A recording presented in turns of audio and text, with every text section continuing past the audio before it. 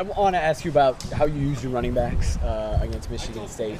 Byron didn't get carries until very late in the game. Thomas had the majority of the carries early, and then Royce obviously at the end. Byron more out wide. Can you talk me through what's the reasoning for why you're using guys the way that you have been? Well, there's no system to what we do. I started playing Thomas early with the intention of playing Royce and playing Byron, depending on how much we use him at the slot position.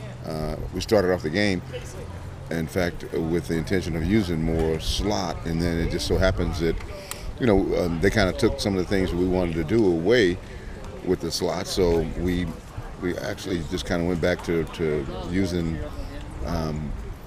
Thomas, and then later on giving Royce some reps as we had planned to do all along.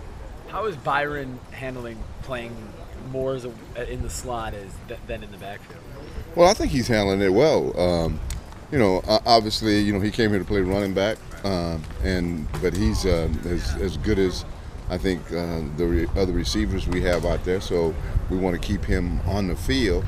So we also want to get those other running backs and getting some action as well. So Byron's a team guy. He understands. Obviously he probably like to be carrying the ball a little bit more in a situation like we had on Saturday where he wasn't as much involved as a receiver.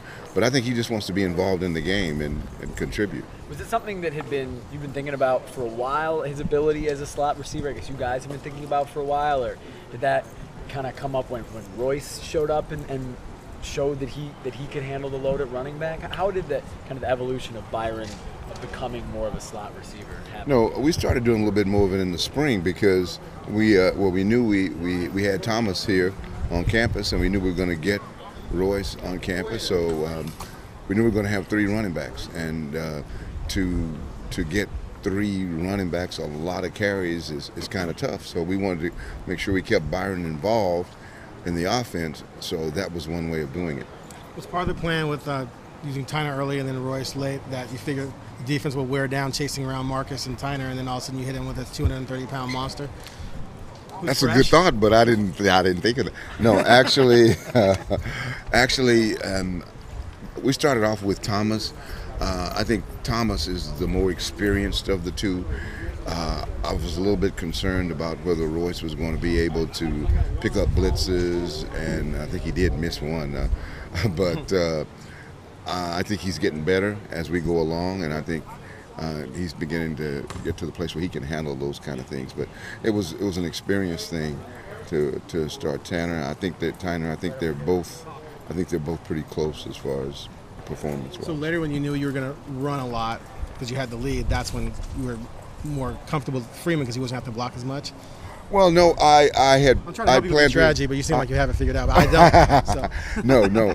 Well, I started to play Royce a little bit more because I planned to play him all along. I planned to kind of shuffle him and Thomas in and out, and I didn't get him in as much early. So just to kind of even it up, I had him in a little bit more at the end. So no one should read into the fact that Royce finished that he's now the starter or anything like that, because fans are freaking out on Twitter thinking that is that it's right? going to change. Well, that we still have a practice week to go, and I'll make that decision as we get on later into the week. Okay. You're obviously close with Michael James. He requested and got his release today from the 49ers. Did you talk to him at all about that decision and about wanting to move on and do a better place? Well, we've talked in the past. In fact, I was on my way out to practice. He texted me this morning. I didn't get a chance to get back with him, and I just found out about it. But I knew what his feeling was. I knew that he wanted to be released. We talked about it often, and it's been something that's been going on for quite some time now, and I think they finally just gave into it. Do you think that he can find a team and become the back that everyone here kind of thought he would be in the NFL? I think so. Of course, that's not my decision. That's left up to those other 31 teams. But I feel like he can contribute. He was just in a situation there where I think the running back coach wasn't really happy with the kind of back he was. You know, they want that, you know, they want those Stanford type guys like where Harbaugh came from, and he didn't feel like LeMike was fit into what they wanted to do, and I kind of agree with him. He's not a downhill power back. He's a guy that can make big plays for them, used in the right way.